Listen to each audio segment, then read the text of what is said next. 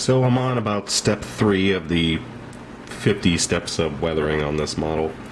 Now, when I originally painted it a very bright green, and I repainted it this mix that came out similar to the Goblin green, and one of the benefits of painting it the wrong color was that I could do some special weathering to it because of the color underneath. What I did was I took a sanding stick and some very truly fine sanding pads that I recently purchased.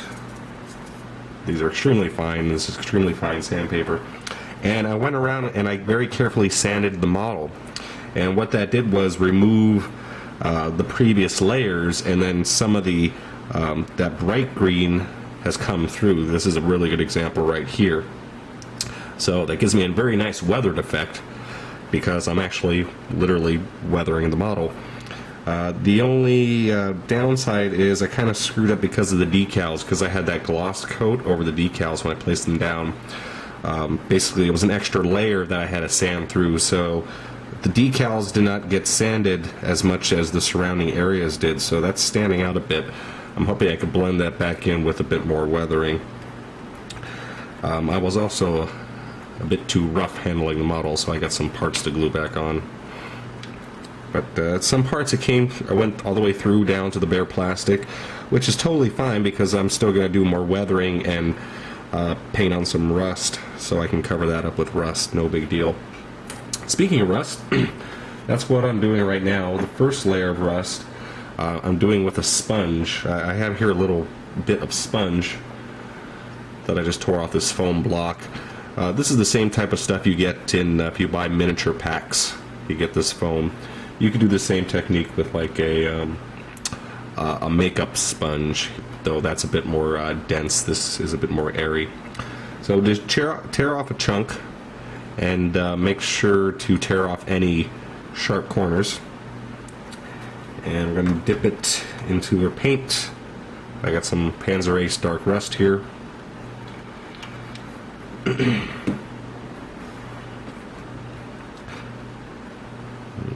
Take your sponge, just dip it in a little paint. It's kind of like stippling. And then press it repeatedly on some paper towel to get rid of any excess. And then we just go through and so what have I not done yet? Let's go over here. And you don't want to press hard to begin with. So I'm just going to add some rust. It's usually better if you do this in just concentrated areas, but this entire ship is going to get really heavily rusted. So I'm putting this all over the place. And it's very subtle. Hopefully you can see some of that coming out there. Okay. So just going through with this, and then I'm going to repeat this with the lighter color rust from the Panzer Aces range.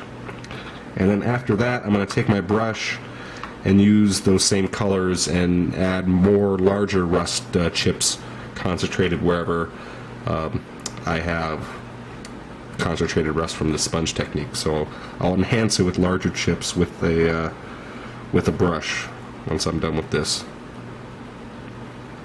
So I'm done with the chips now, and starting to give it a couple more coats of dirt. I'm using some of the MIG's brown wash again, and this time I'm going to let it dry a little bit before rubbing it off so more of it stays on the model.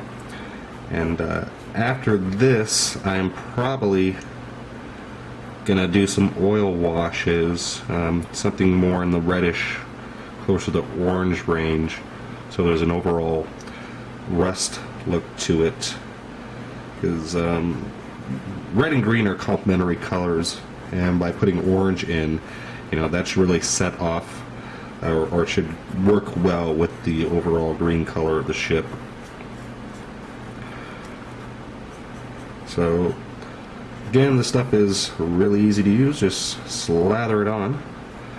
You don't need it dripping. If it's dripping, it's just wasting it.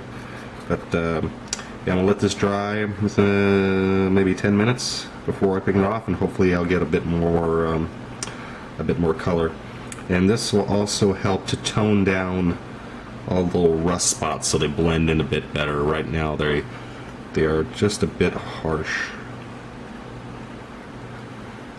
So I ended up letting the wash dry up for about an hour, and I finally got a good result, nice dirty look that I wanted initially. So I let it dry an hour, and then I just went with a Q-tip and carefully wiped away any parts where it was pooling too much, and just did a very slight cleaning off of that. I didn't take it all off, and kind of, since of the rough paint, it kind of left a good texture look in a lot of areas, which I like. So as I said, I just took off a little bit, and then the next day I did a bit more rubbing on it to clear up a few more spots, but it's definitely getting a lot closer to what I'm after. It is a bit glossy. All that enamel did leave quite a sheen on it, so I will have to cover up the windows again and give it a hit of flat coat. I added the little head mouth guard piece here, and that's rusted with the same rust colors I used earlier, the dark rust, the light rust, and a little bit of yellowish rust, and that was stippled on with a sponge, just like the rust on the rest of the ship here. And so that's going good. Next step here is I just did a few preliminary rust streaks on some parts. I'm probably going to do it over again with oil paint instead of just acrylic, so I get a bit of a finer, more subtle look. And there we go. The next part is to work on the base. Let me turn that light. There we go. So I got a this is an 8-inch by 10-inch picture frame. And you know, picture frames make great bases. So hang on one second. Let me readjust the camera so you can see this better. Okay, that's better. Now, what movie was this from now? I forgot. What am I doing? 3. Search for Spock. That's right. So when it lands on Vulcan, there's a ring of lights around the ship. It's sort of a landing pad, and that's what I'm going to light the base up with those rings. I was originally going to go for a round base, figuring a round base, round light of rings, you know, it fits. But then I changed my mind. Usually when you got a geometric shape, you know, you don't want to repeat it too often. If you have, since the lights are going to be round, by mixing it up with a square or a rectangle, it makes the piece a bit more interesting. So got the rectangle shaped base here instead, and also by angling it some position, I'm not sure if it's going to be exactly diagonal or what at the moment, maybe slightly off skew, it'll keep it a bit more interesting. And then the lights are going to go roughly around here. Now for the material of the base itself, I'm not exactly sure what I'm doing. I have to cover this with something. I have to get rid of the glass, build a new base underneath, because I need to be able to drill the lights into it.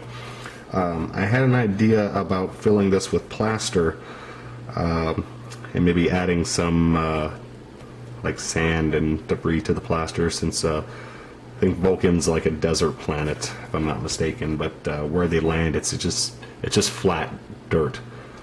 So I don't want a huge variety of textures going on here. It's basically just flatness. So that's idea number one. Hopefully it works. Is will be just a plaster base, and then I'll chuck a few larger stones into it, and it'll be easy peasy.